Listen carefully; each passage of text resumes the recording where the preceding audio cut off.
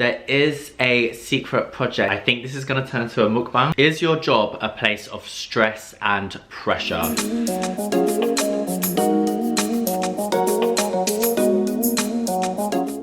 Hey everyone, what's up? It's me, Danny De Freitas, and as you can tell by the title, today we are gonna be doing a Q&A. Everything influencer topics, and this video is inspired by Anastasia Kingsnorth. I'm gonna link her video down below as well. I literally saw this and I was like, oh, this is such a vibe, I love it. So I wanted to answer some of the questions that she did and also give my take on what I think it's really like. So for this video, I literally have already filmed my makeup today, which is coming out soon over on my Instagram, and I literally just finished filming a podcast for the very first time, which I will keep you posted of when that's coming out very soon. Right, let's just get straight into this video. Question number one is gonna be, how long do you keep secret projects a secret for? So this really varies depending on what kind of project it is. One of the biggest projects that I was working on was my lashes when I launched them with Ardell, and that was something that I decided to keep very hush-hush for a while, even with my friends, because I wanted it to be a surprise, and that definitely took a long time just to develop, to like just bring it out, and everything was made in the US, and then we kind of like sent everything over through, and yeah, we were really lucky for it to be available in Superdrug. In comparison to that, there are other projects that I've worked on which have been much faster, and I feel like they've been more content and campaign focused projects, so they can kind of come out sooner. But sometimes you're not allowed to talk about it. If you're working with a brand and they've got a specific launch date, then even if you are like excited and working on it, you're not allowed to say it until they have an official launch date.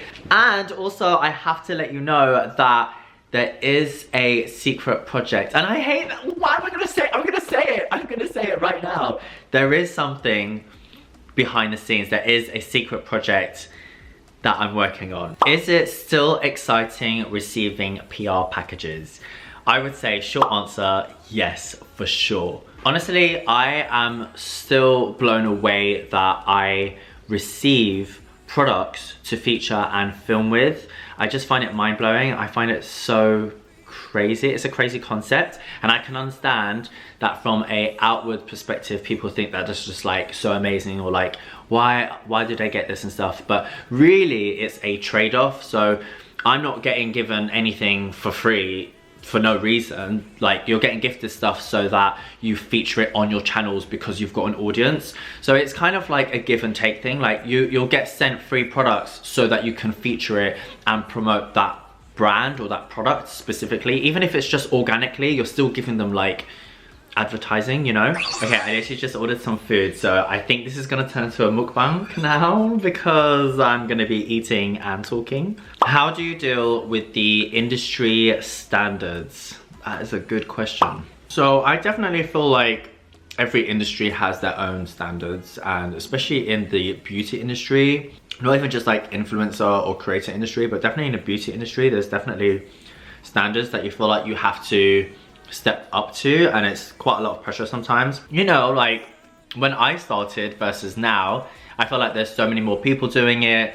It's become a lot more saturated. The standards are quite high, but at the same time, I feel like there's a real good focus on like self-love and motivation and mental health right now at the same time. So I feel like, you know, we're trying to tap away from it all has to be beautifully curated and it all has to be super airbrushed and super smooth. And I definitely feel like people are showing more real content, which is great. I have definitely noticed that in the industry, there has been a shift of people going from, you know, like super filtered to just a little bit more real. And I like to say that I've also started incorporating that within my own content, like just showing the fact that I have pores, or showing myself in front of camera with no makeup on, which I've done. But you know, sometimes it's hard for people to be on front of camera with no makeup on. Like, that's a big thing for them. I think this also touches on like comparing yourself, and it's just so easy to compare yourself to other people on social media and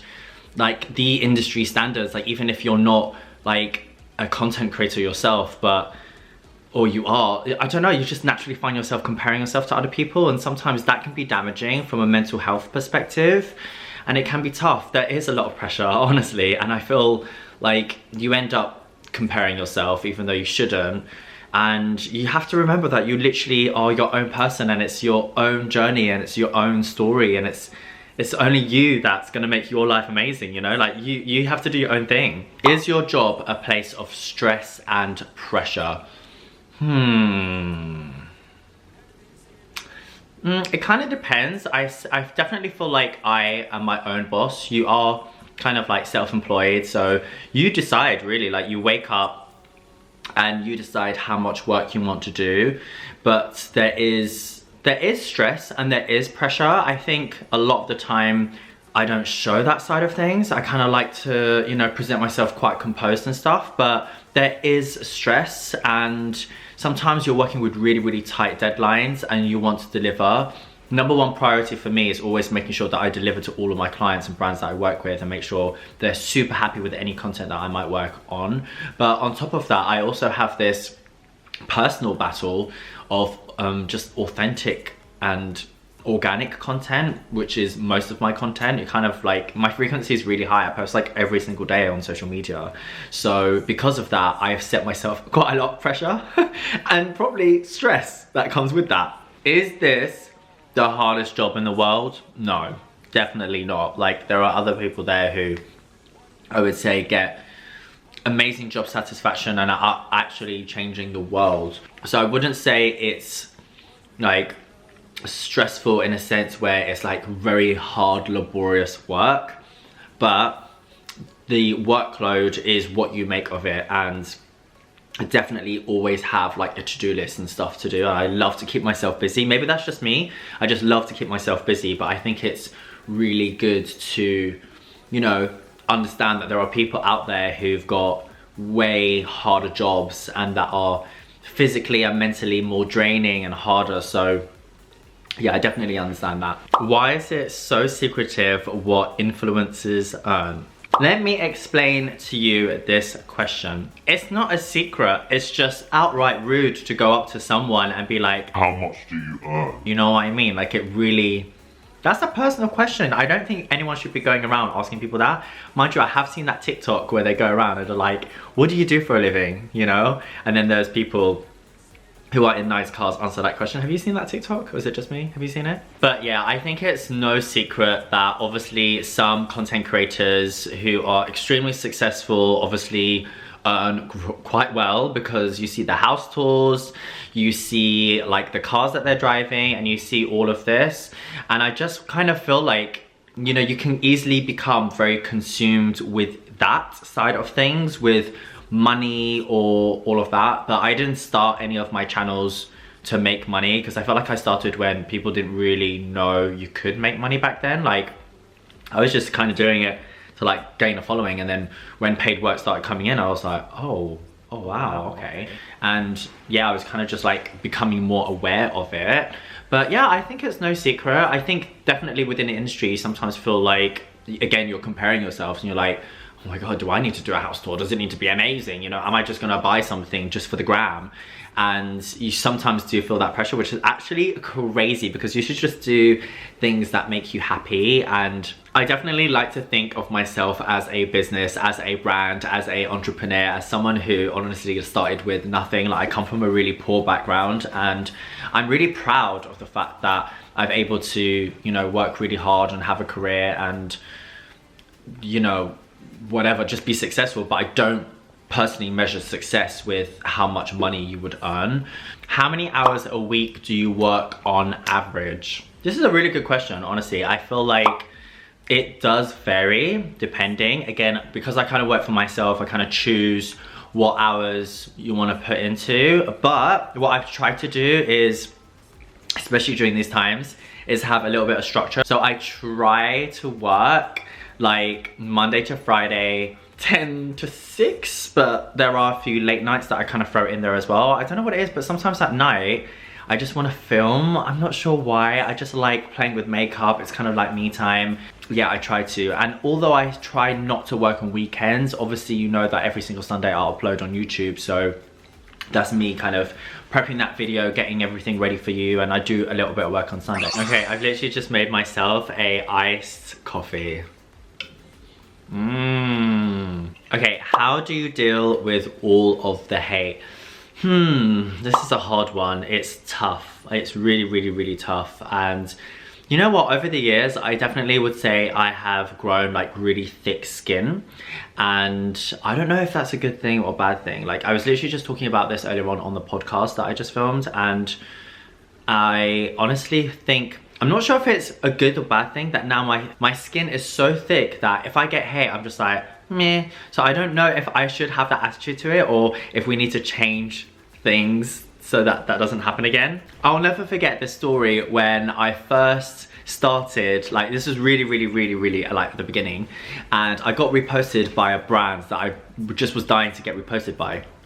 When I got the repost, I was so happy. I was just like, oh my god, this is amazing, this is amazing. I was so happy. And then I went on the post and read the comments, and my heart just sank, and I felt so heartbroken at how anyone could be so mean. And honestly, some of the stuff was just crazy. I can't, like, it was actually crazy, and it really broke me, I'm not gonna lie. It really made me upset, it made me cry. And then afterwards I thought to myself, why am I crying over this? And ever since then, it just hasn't really hit me the same way. Like, now if I get reposted, I probably just won't see any of the comments, just because I'm like, oh, I'm just not even gonna look at it. A little bit of advice as well is that, you know, just because mental health is such a topic, such a strong topic right now, it's really, really important to look after your mental health and also practice self-love more than ever. What is the best way to build a social following? I honestly feel like this is one of my most asked questions. Whenever I don't know, whenever I like do any like live talks or masterclasses, this comes up all the time. Whenever I do any Q&As, this comes up all of the time.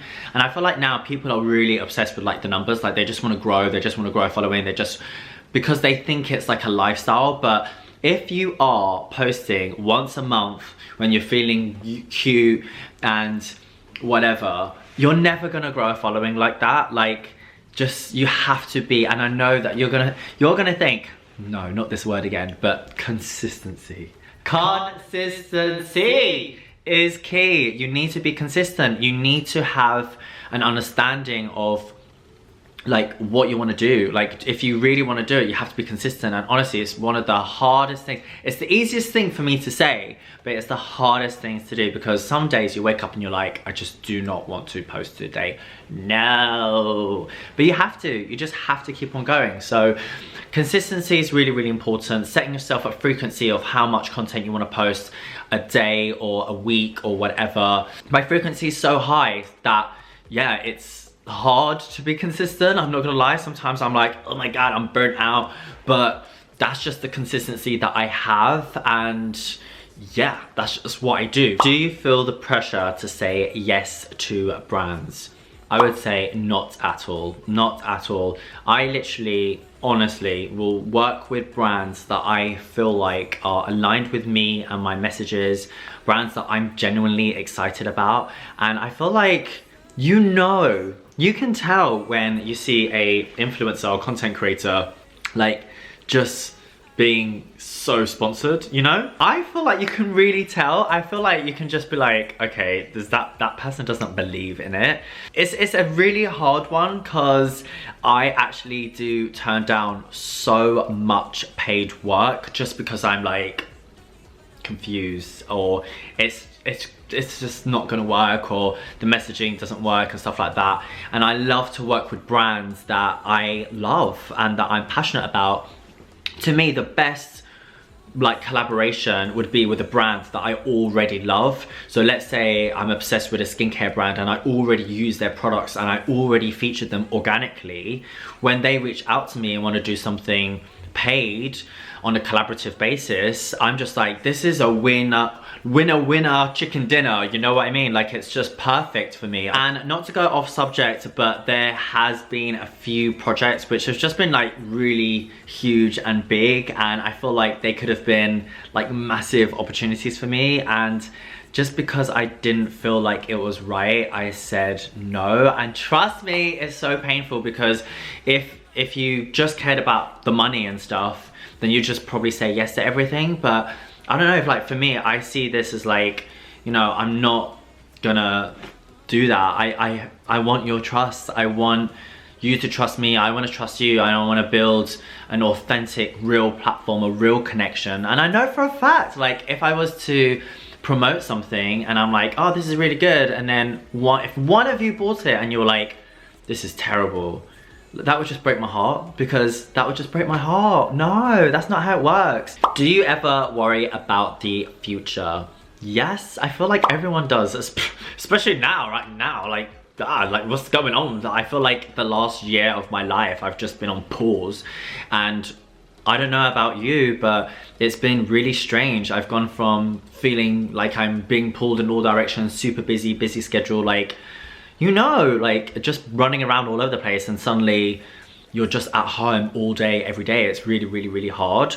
You do worry about the future. I feel like you kind of think, you know, the older I get, like, am I gonna be doing videos forever? Like, where's the social media or digital platforms gonna be in a few years' time? Like, I definitely don't think, like, I don't know, recently I've been seeing on TikTok, like people saying, oh my God, like Instagram's the next platform to die. I really don't think that. I don't think any social media platform is gonna die. I do think that they can die, like Snapchat, you gone.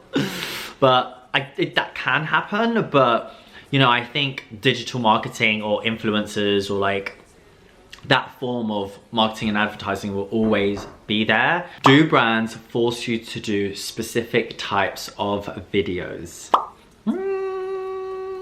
I don't know, kinda, sometimes. Really, I think it's about what they're looking for. So for me personally, I do a lot of video-based content, and usually brands kind of come to me for that, just because that's what I do and that's what I specialize in. So yeah, I don't know, they'll probably just say, we're looking for this, or we want you to do this type of content. So really it could be, they could want stories, they could want a photo, they could want a Instagram reel or video, they could want a YouTube video or TikTok, or they might want all of it, or they might want 2 videos or something like that. So really it's like a mix of different things, but it's about what they're looking for to promote their product, because they might want to use it for their own thing, and to what their budget allows.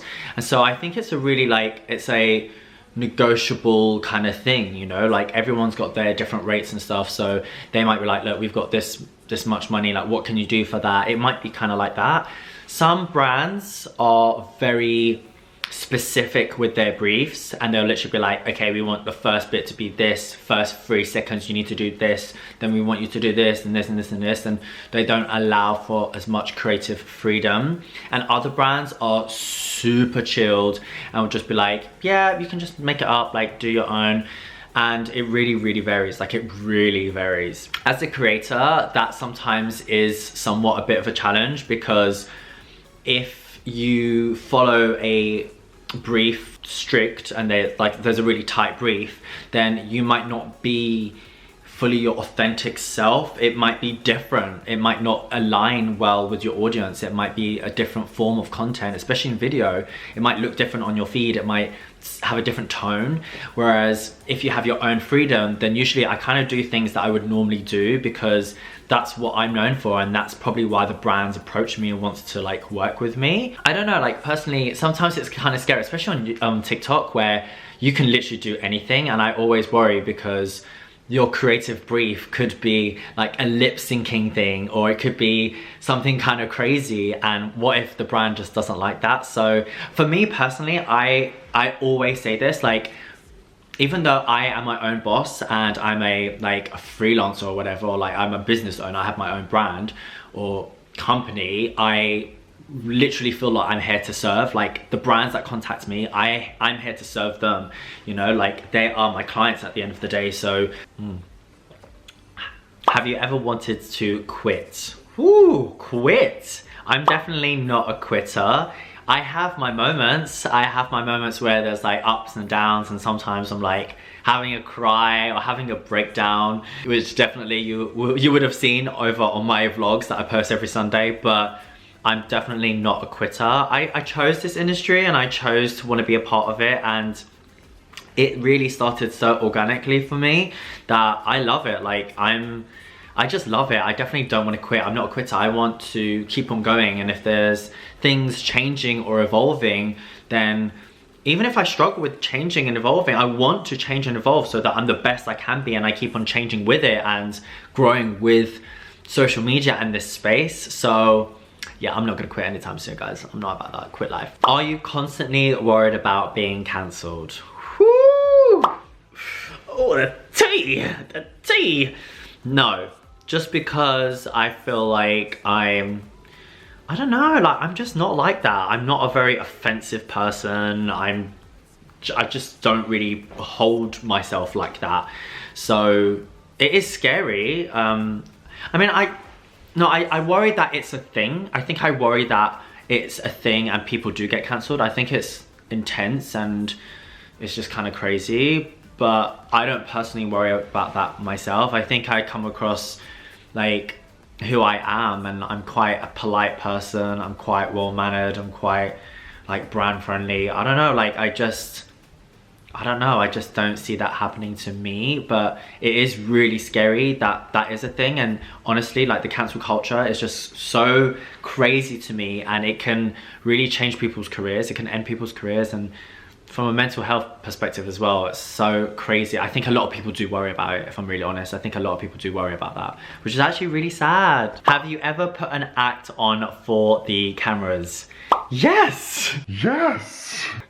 Yeah, I wouldn't say like an act, but there's definitely been like times where I don't want to be in front of camera, or I don't want to film that day, but you just have to do it. You literally have to do it. And especially like if you're doing like paid work and stuff and you have a deadline, like there's no, like you have to film on that day, do you know what I mean? So it is tough. Like sometimes you don't want to be doing stories or vlogging or doing anything like that, but I don't know, like it is part of the job, and like I kind of do enjoy it. And a lot of the time on this channel, especially on the YouTube channel, you would see me like in a tracksuit and no makeup and messy hair, wearing glasses, and that's just like my normal day-to-day. Like that's just how I am.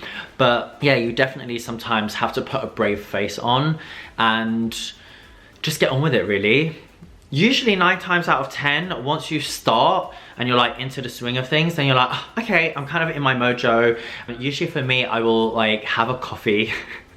This is just what I do. I'll literally have a coffee and they'll be like, right, I'm ready now, let me just do it. Do you think it's fair that influencers get sent free stuff even though they can afford it? I guess this kind of touches upon like what I said earlier on in the previous question. Like, you can title it free stuff, and yeah, I guess it is free stuff, but the brands are not sending you free stuff for no reason. Like they're sending you free stuff so that you can promote it. So yeah, I mean, I feel really lucky. I feel so blessed. Honestly, like you can get sent the most random things. You can get sent stuff for your home. You could get sent like appliances, food, drinks, beauty products, clothes, shoes, perfumes.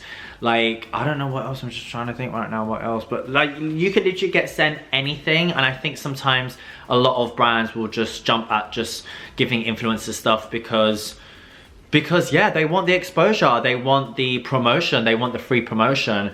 The only thing I think is not fair is when brands or companies or just anyone sending you something, just because they're sending it, it doesn't mean that you're like that you want to feature it. Do you know what I mean? Like I just feel like it's a plus if they do feature it, but again, and I'll stand by this, like I'll only feature things that I truly love. There's so much stuff sometimes that I know you're gonna think, oh yeah, but free stuff, it's amazing, but sometimes it's so overwhelming that you don't know what to do with it and you don't know where to put it. So honestly, I give so much stuff to charity. I try to gift it to my friends and family, and also there's so much stuff that I give to you guys, and I give to you, and I do these like charity bundle bags, and I try and give you all these like amazing opportunities to get like products and stuff. So that's for a good cause and for charity, and that way it's going to a good home. So, you know, all round you just want to try and make the most out of everything, right? The final question, and if you're still here watching, then don't forget to give this video a thumbs up and also click that subscribe button, okay? I know you wanna.